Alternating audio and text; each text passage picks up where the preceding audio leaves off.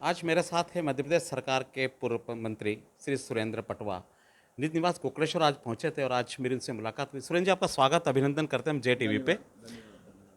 2023 में परीक्षा है मध्य प्रदेश की। 4 प्रदेशों की परीक्षा हुई, 4 में तो आप पास हो गए और एक प्रदेश में आप फेल हो गए। अब 2023 में परीक्षा है मध्य प्रदेश की, कैसी तैयारी है सरकार की? सरकार और संगठन दोनों की तैयारी लगातार, चुनाव होते हैं तो भी और चुनाव न होते हैं तो भी, चाहे संगठन का काम हो या सरकार की योजनाएं हो, आदरणीय मुख्यमंत्री जी के नेतृत्व में, आदरणीय प्रदेशाध्यक्ष विष्णुदत्त जी के नेतृत्व में लगातार संगठन और सरकार के समन्वय से पूरी भारतीय जनता पार्टी एकजुटता से लगी हुई है।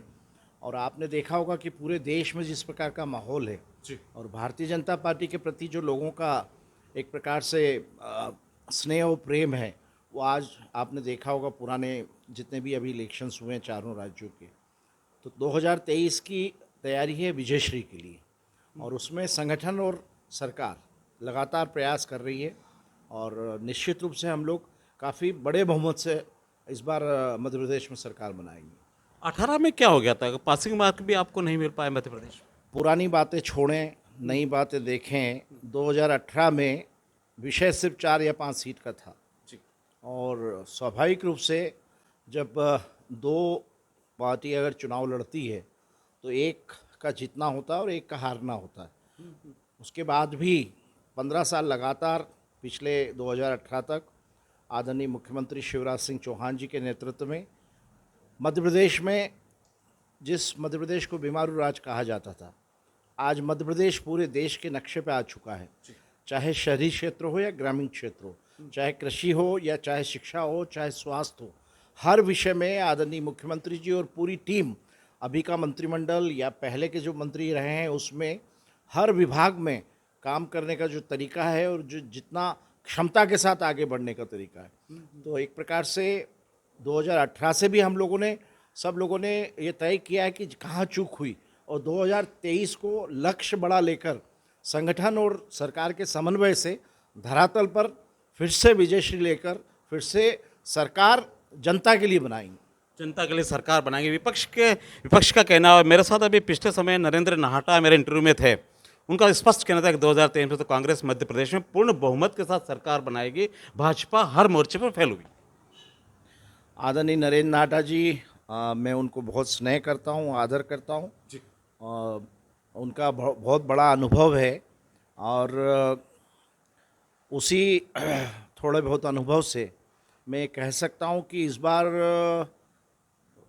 कांग्रेस की हालत बहुत ख़राब होगी। चाहे गुटबाजी की बात करें या पुराने समय में जो 15 महीने की सरकार रही और उन्होंने जो वादे किए, अब मैं उन बातों में नहीं जाना चाहता।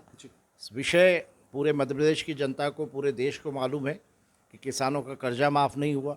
एक समय था जब 1990 में पूरे देश में किसानों का अगर कर्जा माफ़ हुआ था 700 करोड़ पहली बार, तो आदरणीय स्वर्गीय सुंदरलाल पटवा जी के समय हुआ था, जब सीएम थे और जो उसके बाद अगर किसानों की किसी ने चिंता की मध्य प्रदेश में, तो आदरणीय शिवराज सिंह चौहान जी ने की है।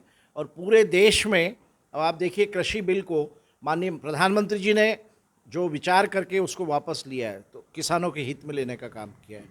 तो आने वाला समय हम सरकार में जाने के लिए नहीं बनाते, सरकार इसलिए बनाते हैं कि लोगों का एक तो भौगोलिक विकास हो और साथ में हर क्षेत्र में कृषि, स्वास्थ्य, शिक्षा या अन्य क्षेत्र हो। स्वाभाविक रूप से मुख्यमंत्री जी का जो विज़न है और आदरणीय प्रधानमंत्री जी के नेतृत्व में ये सरकार काफ़ी अच्छा काम कर रही है। सुरेंद्र जी, एक बात बताइए, बहुत सारे कांग्रेस के अच्छे अच्छे लीडर कांग्रेस छोड़ के भाजपा में आ रहे हैं, क्यों आ रहे हैं? भाजपा में क्या है ऐसा? ये तो मैं नहीं बता सकता ना, जो छोड़ रहे हैं वही बता सकते हैं। भारतीय जनता पार्टी में क्या है वो हमें मालूम है। हम तो लगातार, हमारी सबकी पृष्ठभूमि भारतीय जनता पार्टी रही है बहुत लंबे समय से, और स्वाभाविक रूप से जब कोई व्यक्ति विशेष कांग्रेस छोड़ कर आता है तो वो कंपैरिजन भी करता है, और जब कंपैरिजन करता है और उसको लगता है कि भारतीय जनता पार्टी आज कहाँ है और कांग्रेस कहाँ है, पूरे विश्व की सबसे बड़ी पार्टी आज भारतीय जनता पार्टी है। ये विषय मुझे लगता है जो कांग्रेस छोड़कर आ रहे हैं एक तो उनसे भी पूछना चाहिए और जो कांग्रेस में है उनसे भी पूछना चाहिए कि क्यों छोड़ के जा रहे हैं। जी जी जी, बहुत सारे मंत्री बने हैं कांग्रेस छोड़कर, जो भाजपा में वो मंत्री हैं, उनका परफॉर्मेंस अगर आपने देखा होगा, किस तरीके से परफॉर्मेंस? देखिए, समय कोरोना को लेकर, जी। उसके अलावा कोई भी सरकार फिर से गठित होती है तो शुरू के 6 महीने में थोड़ा समय लगता है। अब वो हमारा परिवार है, भारतीय जनता पार्टी का परिवार है, और आदरणीय मुख्यमंत्री जी के नेतृत्व में सभी मंत्रिमंडल के सदस्य एकजुटता से एक पूरी क्षमता के साथ काम कर रहे हैं और उसका रिजल्ट 2023 में आएगा। 2023 में रिजल्ट आएगा। नरेंद्र जी भी प्रयास क्यों नहीं करते वो भाजपा में आ जाएगा? अच्छे हैं, आपने भी कहा मेरे से को बहुत अच्छे नेता। मुझे नहीं, मेरी उनसे बातचीत नहीं हुई इस बारे में कि वो आना चाह रहे हैं या नहीं आना चाह रहे हैं। ये प्रयास करना चाहिए सर, क्या नहीं, वो उन्होंने, ये व्यक्तिगत मामला है उनका, जी जी जी। और स्वाभाविक रूप से भारतीय जनता पार्टी के दरवाजे सभी के लिए खुले हैं। वो आएंगे तो स्वागत। ये विषय संगठन का है, पार्टी का है। मैं तो एक साधारण सदस्य हूँ और विधायक हूँ। ये निर्णय तो हमारे मध्य प्रदेश के शीर्ष नेतृत्व के द्वारा लिया जाएगा। चलिए, बहुत बहुत धन्यवाद सुरेंद्र भाई, आज आप मेरे से मिले उसके लिए बहुत बहुत धन्यवाद। Thank you sir.